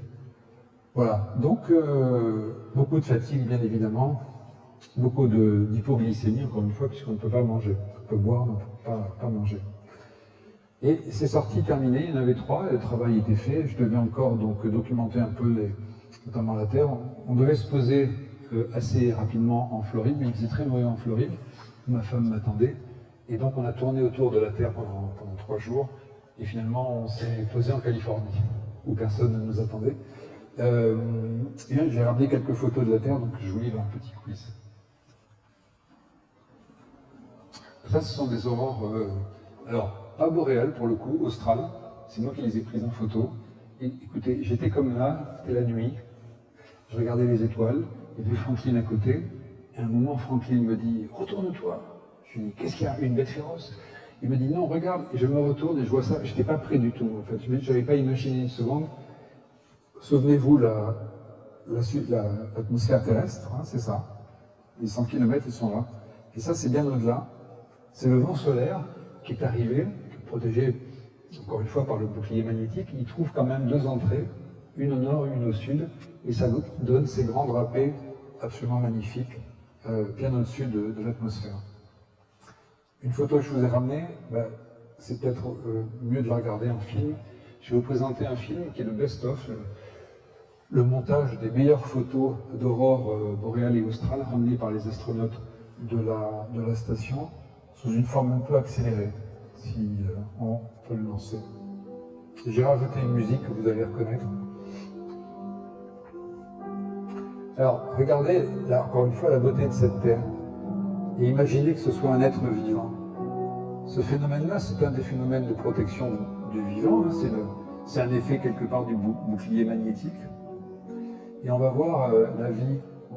Il y a une autrice américaine récemment qui a écrit sur le vol habité qui dit « La race humaine est une espèce qui sort la nuit ». Et elle a raison, regardez, on voit très très bien la présence humaine la nuit. Vous voyez les éclairs? On voit des éclairs zébrer des continents entiers Un éclair, c'est pas juste vertical, des fois c'est horizontal et ça peut zébrer un continent entier. Alors encore une fois, hein, c'est accéléré. Mais on passe comme ça sur l'humanité et ça donne une grande poésie avec le ciel étoilé autour. Et cette humanité qui est là, qui tourne un peu en rond hein, avant d'aller explorer plus lointain, et qui voit cette terre belle comme un ange. Cette photo, c'est pour vous rappeler un truc essentiel, c'est que sur Google Maps, on aime bien, on va et tout de suite, on met des frontières, on met des noms, on aime bien donner des noms aux choses. C'est pas les mêmes noms, hein, si vous êtes en Ukraine, c'est Kharkiv pour les uns, Kharkov pour les autres. Enfin, en général, on donne les mêmes noms. Et puis, on met des frontières. Là, c'est chez moi, et là, c'est chez toi. Mais pour un astronaute, la Terre, c'est comme ça. Alors, c'est très étonnant. On réapprend la Terre, on navigue toujours d'ouest en est. Alors, j'arrive sur la France, je reconnais en tête, en général, la tête du général de Gaulle, c'est assez simple. Et puis j'avance, et je me dis, tiens, c'est l'Allemagne, et là, c'est. Puis là, je ne sais plus trop. Ah, c'est déjà la Chine. On ne connaît pas sa géographie. Et donc, le travail de l'astronaute, ça a été le travail de Thomas pendant des mois, c'est de réapprendre et de s'approprier, d'apprivoiser finalement la planète Terre. Dans cette photo, vous n'avez toujours pas trouvé où c'est, si vous savez où c'est. Qui c'est? C'est la Grèce. Exprès, je ne l'avais pas mis à l'envers, donc à l'endroit, donc je vous mets un peu plus à l'endroit. C'est pour vous expliquer qu'effectivement, donc pour un astronaute, il n'y a pas d'endroit, il n'y a pas de haut, il n'y a pas de bas, et il n'y a pas de frontières. Et comme on est nous-mêmes une humanité recomposée dans la station, avec des Russes, avec des Américains, avec des Brésiliens, avec des Japonais, on a vraiment le sentiment de faire partie, et c'est très agréable comme sentiment. C'est un sentiment très très heureux de faire partie d'une même humanité. Alors, il y a des photos plus inquiétantes que je vous ramène là. Ça, c'est un cratère d'impact. C'est le cratère du Manicouagan. Vous pouvez le voir des fois en prenant l'avion pour les États-Unis. Il est dans le Grand Nord canadien. Il fait 200 km de diamètre. Et il est là pour nous rappeler que la Terre a été à une époque bombardée de météorites, mais qu'elle peut encore l'être. Pas avec les mêmes rythmes, mais il y a un programme qui surveille. Et vous savez qu'à tout moment, ces choses qui sont en périphérie du système solaire peuvent être désaxées et arriver de façon très brutale, sans beaucoup de préavis. On peut avoir des fois 10, 20 ans de préavis. Et donc c'est très important de pouvoir se protéger. Et je pense que c'est une des vertus, il n'y en a pas beaucoup, mais quelques-unes des fusées d'Elon Musk, c'est qu'on en aura assez pour aller peut-être faire des missions pour arrêter donc les astéroïdes qui pourraient menacer la Terre. Et quand vous y pensez, c'est quand même extraordinaire. Voilà une planète Terre qui est vivante, qui a créé des organismes assez intelligents pour construire des fusées qui vont pouvoir la protéger des agressions extérieures, comme des anticorps. C'est vraiment un système très évolué de vie, comme le vivant sait bien le faire. Le problème, c'est que cette vie, eh bien, on la malmène. Cette photo, je voulais ramener aussi pour parler des phénomènes de pollution. Où est-ce qu'on est? Vous voyez la France, vous voyez la Provence, vous voyez ici les Alpes, la Botte italienne, la Corse, bon, très bien. Ici, un jour de Mistral, tout est balayé, l'air est très très propre. Et là, on est dans le bassin industriel italien, et vous voyez la pollution aux particules dans le bassin industriel italien. J'ai vu de mes propres yeux la pollution venir d'Inde, la pollution venir de Chine, sous forme de grands de nuages qui ont à peu près la taille de la Chine, emmenés par les vents dominants jusque sur la côte ouest des États-Unis. Et ça, c'est absolument effrayant parce que sur cette petite pellicule, on voit la capacité des hommes à polluer. Vous savez, aujourd'hui, on a un réchauffement climatique qui est beaucoup plus rapide que tous les modèles. Et dans les choses qu'on a très mal modélisées, il y a les particules, notamment. Et on ne sait pas pourquoi, mais on voit que, en fait, on est dans des systèmes beaucoup plus pessimistes qu'on pensait au départ. Alors ça, c'est une des pollutions. Alors bien sûr, il y a l'autre pollution qu'on connaît tous, mais il me semble que la vertu d'un astronaute, souvent, c'est de ramener des photos. Et je n'avais pas de photos à vous ramener de la pollution au dioxyde de carbone. Alors je vous ai ramené un petit montage. Un montage qui a été fait il y a très longtemps par la NASA, et qui montre au cours d'une année, donc vous avez ici le cycle de l'année, c'était l'année 2006. Vous voyez, on avait très très peu de ppm à l'époque, hein, on n'était pas encore au 400. Et puis on est en janvier, et on avance. Et donc on est en plein hiver, et vous voyez d'où sont les émissions de CO2, donc en fait des bassins industriels américains, européens et chinois. Donc c'est pas toute la Chine, je crois qu'on est tous un peu pieds et poings liés. Vous avez des feux, notamment en Afrique. Mais vous avez cette pollution d'une façon assez étrange. On est au mois de mars maintenant. Eh bien, ce CO2 va rester captif dans l'hémisphère nord. Et on va attendre, en fait, les phénomènes de photosynthèse au printemps pour absorber ce CO2. Si ce n'est que malheureusement, et vous le savez, une partie n'est pas absorbée et va s'accumuler dans l'atmosphère. C'est ce qu'on verra tout à l'heure. Mais je pense que cette photo, cette vidéo, elle est très intéressante parce qu'elle montre l'effet massif du phénomène, c'est-à-dire que ce n'est pas un phénomène imaginaire. Malheureusement, on n'a pas les yeux pour le voir, et c'est pour ça que je voulais vous ramener cette photo. On arrive maintenant à l'effet de photosynthèse, on arrive bientôt à l'été, et on voit comment, eh bien, et c'est pour ça que compter un arbre, c'est important, parce qu'on arrive à capter, bien évidemment, une partie de ce CO2. Peut-être que réenrichir les sols, avoir des sols vivants en agriculture, ça aurait le mérite également de ramener du CO2 et de faire en sorte qu'à la fin du cycle, arrivé à l'été, on ne soit pas un peu plus loin sur l'échelle qu'on était en début de cycle. Vous avez des feux qui font du CO, enfin le CO est également un gaz à effet de serre. Voilà le cycle d'une année de CO2, c'est ce que l'astronaute ne peut pas voir et ce que j'aurais aimé voir. Et puis le réchauffement, vous le connaissez, depuis le début de l'ère industrielle, il augmente, il n'est pas linéaire et c'est pour ça qu'on vous informe que la France sera malmenée et qu'elle sera sur un réchauffement de 4 degrés quand la planète sera uniquement à 2 degrés, puisque le réchauffement il n'est pas linéaire, il n'est pas partout le même. La séquence va s'arrêter bien avant notre date, notre ère, puisqu'elle est très ancienne. Ça fait très longtemps que je fais ces conférences. Voilà. Je n'ai pas mis à jour. Alors j'avais ramené quelques photos, j'ai fait un vol assez court, donc je peux eu le loisir de ramener beaucoup de photos, mais je voulais illustrer les problématiques du réchauffement climatique. On était déjà à l'époque en 2022 quand j'ai volé, et très honnêtement, à l'époque ça n'intéressait plus personne. Je suis rentré avec mes photos, etc. J'ai commencé à faire le tour des popotes. Il a fallu attendre 2005, le protocole de Kyoto, pour que les gens commencent à m'écouter un peu. La première fois que j'ai pu faire une séance publique à Toulouse, c'était en 2007, 2 ans après le protocole de Kyoto. Et les premiers politiques sont venus m'écouter, c'était en 2007. Et à l'époque, donc on est en 2002, je prends un feu de forêt, parce que bien évidemment ça va être la première des menaces, mais à l'époque on n'en parle pas. Je prends la mer d'Aral parce que c'était bien connu. Vous savez, cette mer d'Aral, pour les plus jeunes, c'est cette mer que l'Union soviétique a rendue finalement comme un désert en pompant toute l'eau pour irriguer des champs de coton, donc en utilisant les ressources bien au-delà du raisonnable. C'est dire si l'homme est capable à son échelle d'effacer de la surface planétaire une mer entière. Et puis il y a une photo que j'aime beaucoup, c'est pas moi qui l'ai prise, vous voyez c'est un planisphère, c'est une recomposition de ce qu'est l'espèce vivante qui sort la nuit, comme dit Samantha Harvey, à l'échelle donc de la planète. Et souvent je dis aux jeunes, qu'est-ce que vous voyez sur cette photo? Et ils me disent, ben, on voit bien où est l'humanité, où vit l'humanité. Et je leur dis, ah bon?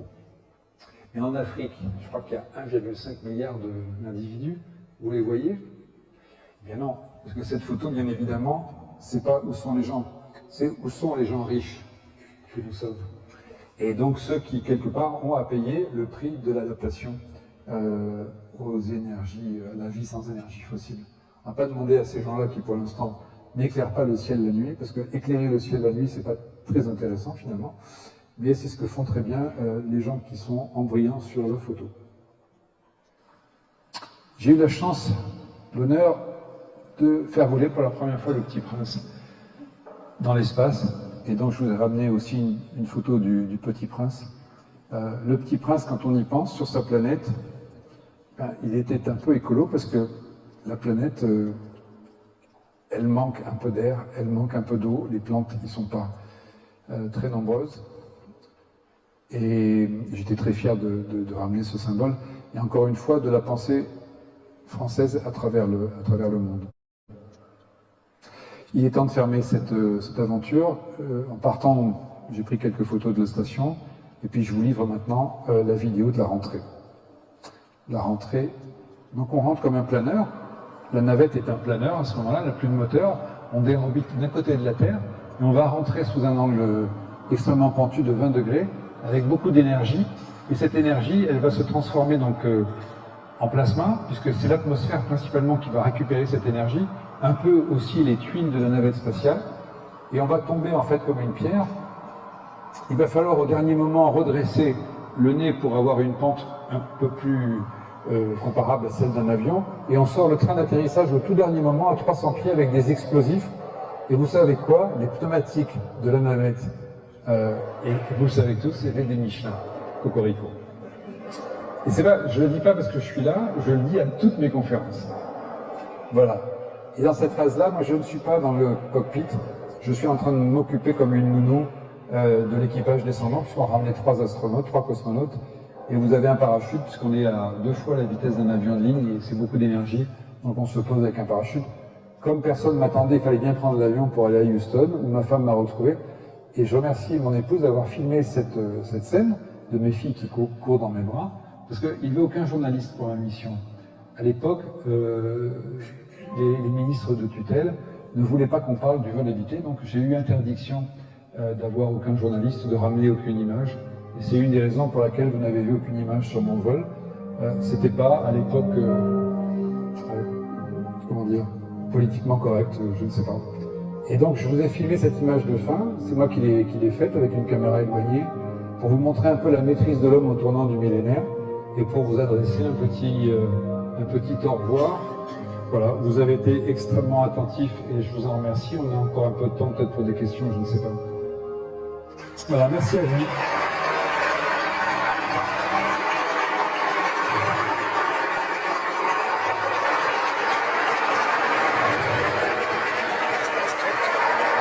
J'ai mis cette photo parce que j'ai quitté ensuite le métier d'astronaute pour une raison assez simple.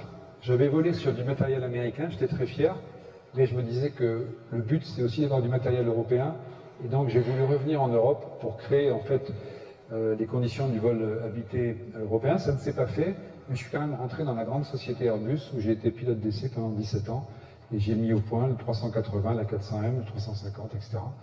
Et cette image a été prise par un photographe russe au moment où on arrivait en 350, posé à Moscou, lors d'une campagne de vente du 350, une campagne d'essai du 350. Voilà. Ça a été ma vie avant de rentrer en politique. Voilà, merci, excuse-moi, je t'ai coupé. Merci beaucoup pour cette belle conférence. Est-ce qu'il y a des questions? Je suis sûr qu'il y en a des dizaines. Pour les gens qui sont dans les gradins, si vous pouvez descendre au premier rang des gradins, je peux vous tendre le micro. Alors profitez-en, parce que c'est pas tous les jours qu'on a quelqu'un qui dit la vérité. Il y a un dicton mongol que m'a offert ma belle-mère que je vous livre, qui dit donnez un cheval à celui qui dit la vérité. Il en aura besoin pour s'enfuir. Moi je dis la vérité, donc posez vos questions, jeune fille. Qu'est-ce qui fait le plus mal entre l'atterrissage ou le décollage? Alors, on a mal à aucun des deux moments. On va avoir mal à des moments, parce que je t'ai dit, le scaphandre, ça rentre dans les chairs, ça peut faire mal. Au décollage, on a du mal à respirer, mais vraiment, on n'a aucune idée de là où on va. On a l'impression d'être poussé, mais par une force supérieure. C'est comme s'il y avait une main géante qui venait, qui t'arrache de la terre comme ça, ou comme si tu étais à l'avant d'une locomotive qui accélère, qui accélère, qui accélère. Et en fait, c'est ça qui est bizarre, c'est que tu as une impression, tu sais pas où tu vas. Tu te dis, waouh! Et tu penses à ceux qui sont restés sur Terre, qui sont en train de te regarder aussi décoller. À l'atterrissage, on a passé beaucoup de temps dans l'espace, donc on n'est plus adapté aux conditions de la plus loin pesanteur. Donc quand on va rentrer dans l'atmosphère, les choses vont commencer à plus flotter.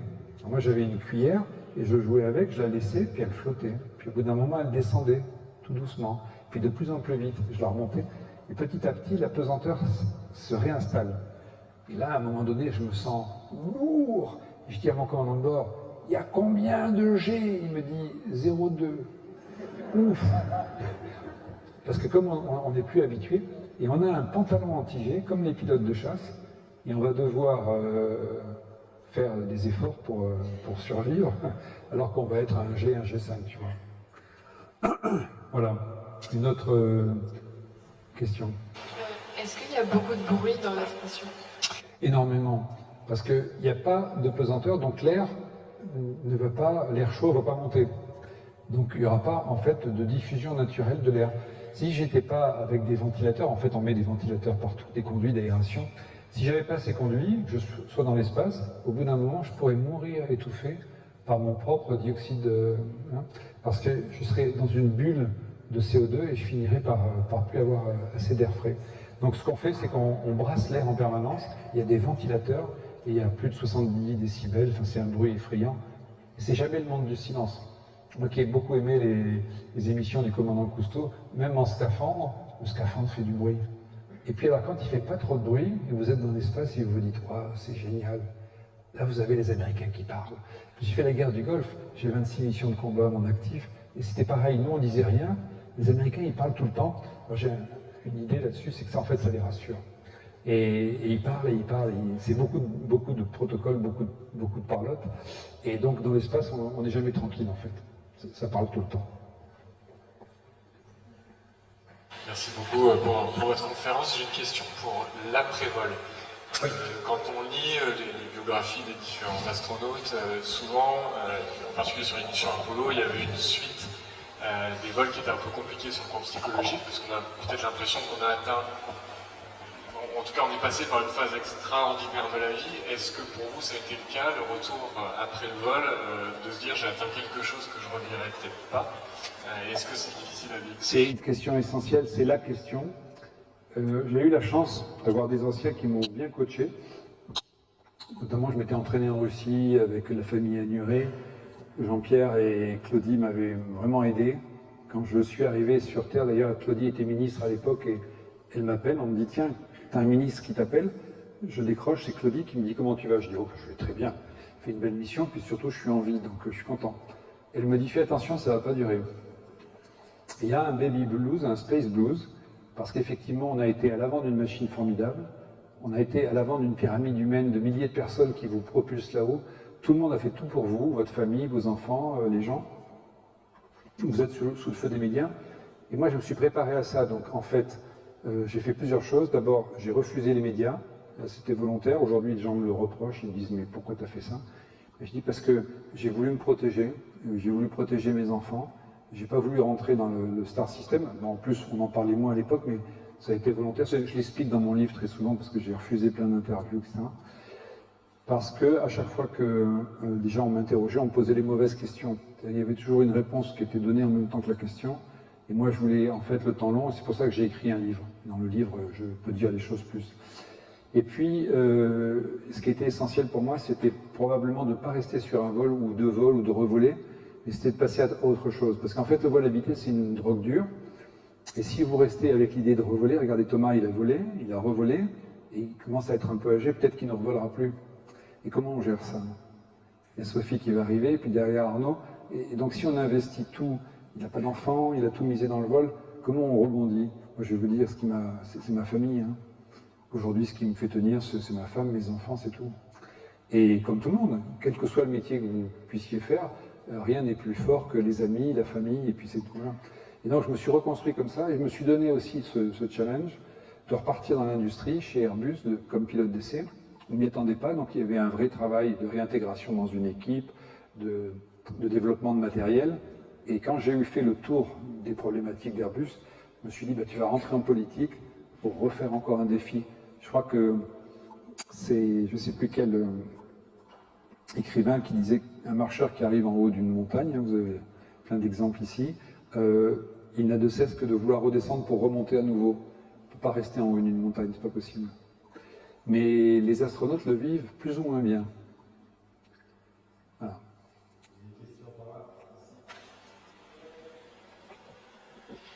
Bonsoir, M. Perrin. Voilà. En fait, je souhaiterais avoir des compléments d'information pour aller sur Mars. En fait, combien ça coûte? Alors, oui. Alors, je ne suis pas très au fait parce que j'ai jamais travaillé moi sur ces missions martiennes. En fait, pour le même que je suis, ça m'intéresse. Oui. Vous avez parlé de la planète. On est sur plusieurs centaines de milliards de développements. C'est très... Oui. C'est pas réjouissant d'ailleurs. Oui. Mais voilà, si vous avez quelconque réponse. Oui. Alors, Je pense effectivement, mais je vais être peut-être décrié pour ça, que la priorité n'est actuellement pas d'aller sur Mars, mais de développer les technologies qui nous permettent de nous sauver du réchauffement climatique. Donc si on devait mettre 400 milliards sur une mission martienne, je pense que c'est 400 milliards qu'on ferait mieux de mettre ailleurs aujourd'hui. Ça ne veut pas dire que demain, on n'ira pas sur Mars. On ira sur Mars quand les technologies seront finalement pas chères. Ça répond à votre question. Si c'est cher, il ne faut pas le faire. Maintenant, les missions Apollo. Les missions Apollo ont été l'équivalent, on le dit souvent, d'un effort de guerre. Un effort de guerre, je ne sais pas combien ça fait, mais enfin, la guerre d'Irak, c'était en gros l'équivalent. Si les Américains n'avaient pas fait la guerre d'Irak, ils auraient pu refaire une mission Apollo. C'est ce qu'on dit en général. Difficile de comparer des chiffres à des échelles de temps différentes. Et la vraie question, c'est qu'est-ce que, par exemple, ont apporté les missions Apollo? Alors, les missions Apollo ont apporté énormément en termes de prestige aux États-Unis, ça c'est sûr, en termes de développement de technologie. On parle souvent de la micro-informatique, de l'informatique. Si les Américains ont été leaders de l'informatique, c'était aussi pour ça. Donc la vraie question, c'est pas qu'est-ce que ça coûte, c'est qu'est-ce que ça rapporte. Donc voilà, je suis pas sûr qu'aujourd'hui, si on faisait des missions qui ramènent des gens qui, au bout de quelques mois, meurent d'un cancer, on aurait fait quelque chose d'extraordinaire.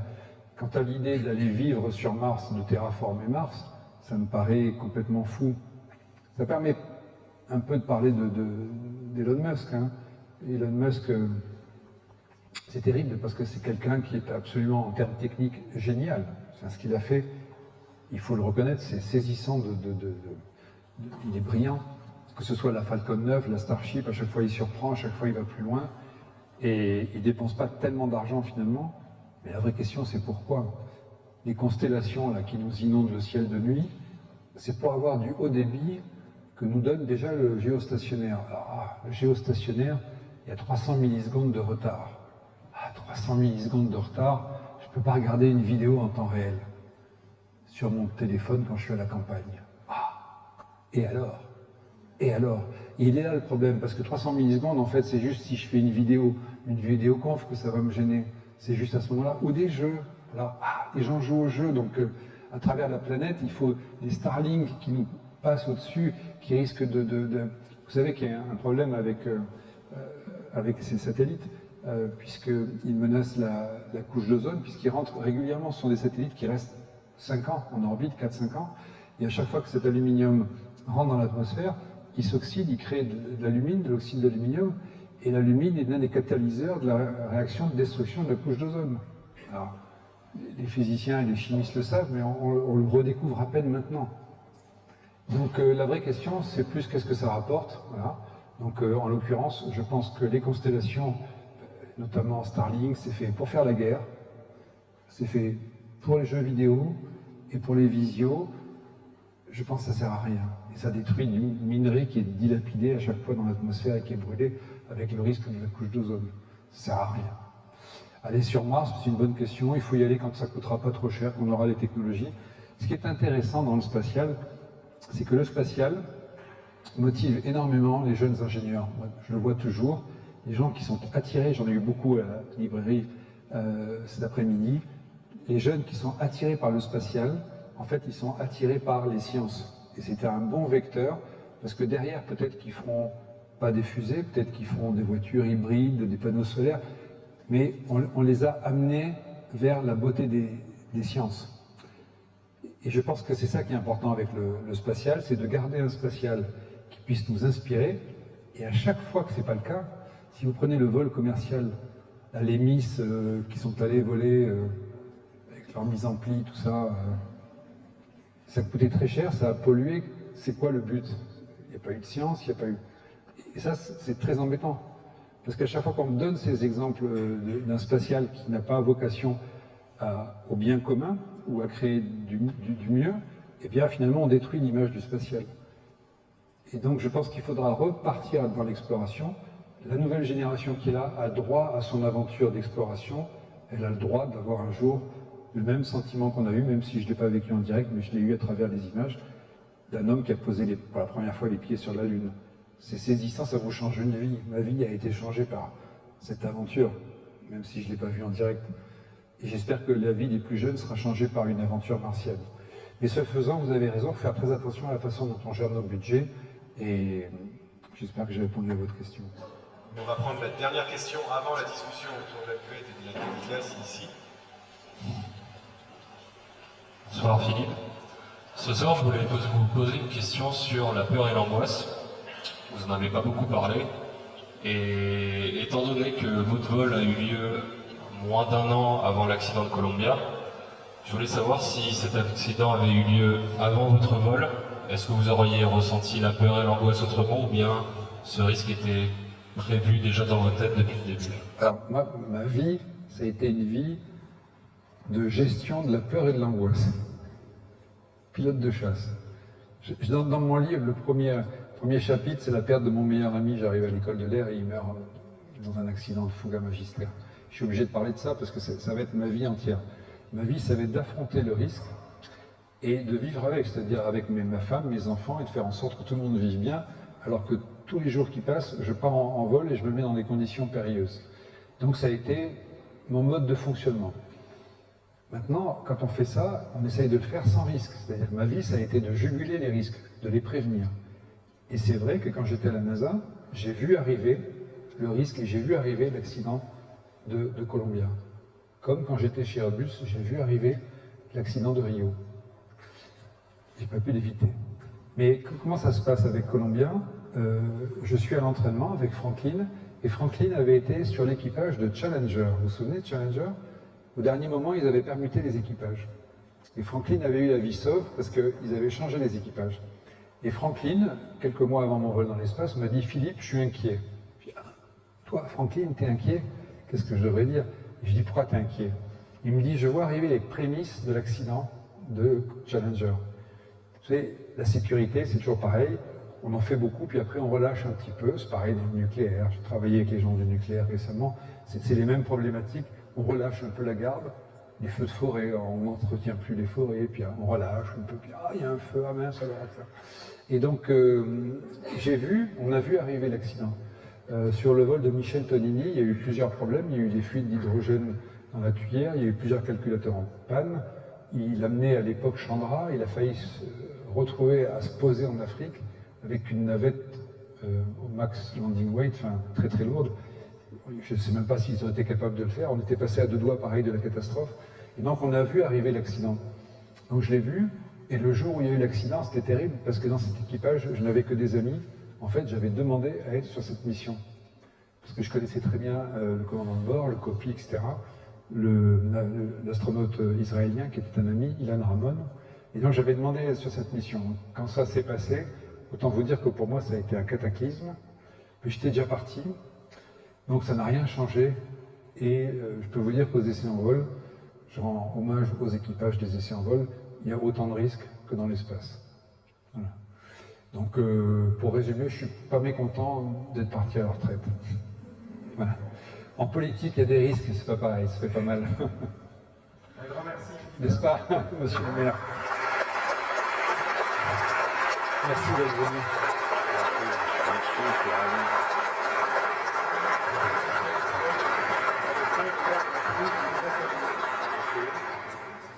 Merci, je vais être très bref, mais je voulais vous dire, moi j'étais au fond de cette belle salle Chartreuse pour vous écouter, et c'est vraiment passionnant. Et ce que nous avons ici avec Nicolas Laporte et avec donc la 6e édition du festival Astroverne, le 10e anniversaire d'Infiniscience, on a la chance d'avoir des personnalités comme vous-même, monsieur Philippe Perrin, de très très haut vol, à tout point de vue, qui viennent ici répondre aux questions et apporter surtout votre témoignage, votre regard sur cet univers qui est assez fascinant et qui est ici chaque année l'occasion de découverte ou d'émerveillement. Donc je vais vraiment simplement vous remercier, vous dire que, bien sûr, je pense beaucoup à toute l'équipe municipale à laquelle vous participez. Vous avez accueilli le Tour de France juste après nous, puisque nous avions le Tour de France lundi à Chamalières, et le lendemain, il prenait la route de Toulouse. Donc il était une journée plus tard à Toulouse pour se reposer. Mais en tout cas, pour vous dire qu'on est extrêmement heureux d'avoir des personnalités comme vous. C'est un honneur, c'est un plaisir et c'est, je crois, une des grandes satisfactions de tous ceux qui sont ici réunis. Je rappelle qu'il y a deux soirées supplémentaires, demain et après-demain, que tout cela est gratuit, que tout cela est organisé par Nicolas Laporte et son équipe. Nous, on apporte notre concours et je remercie nos services techniques qui permettent la mise en place de tous ces éléments de décor de la salle Chartreuse et du stade Chartreuse. Vous avez remarqué aussi que pour honorer de sa venue M. Philippe Perrin, on est en train d'améliorer l'entrée du stade Chartreuse. Ça sera peut-être pas l'entrée d'un lieu aussi exceptionnel que ceux que vous avez connus pour participer à ces expériences spatiales, mais on essaye de faire au mieux pour accompagner Nicolas Laporte, Infiniscience, qui va fêter cette année son 10e anniversaire. Donc préparez-vous aussi à de beaux événements supplémentaires.